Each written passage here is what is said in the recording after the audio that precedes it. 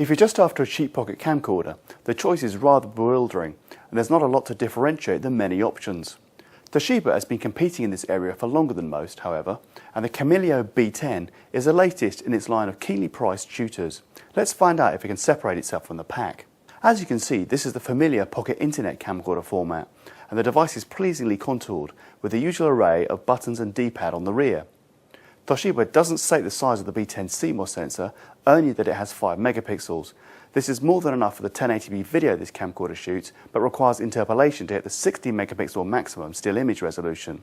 You can also record video at 720p with 30 and 60 frames a second, and VJ at 30 frames a second. There are also motion detect, slow motion and time-lapse options, plus a pre-record function which buffers video so you don't miss a shot if you're a bit slow on the record button.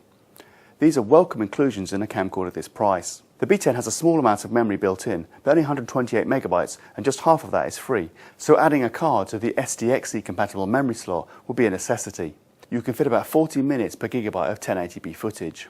The usual deficiencies of camcorders in this class are evident. The 16 times zoom sounds impressive, but it's entirely digital, so will reduce image quality when used. Image stabilization is digital too, which is inferior to optical versions, but some pocket internet camcorders don't offer any image stabilization at all. There are a few manual settings to play with, although not as many as some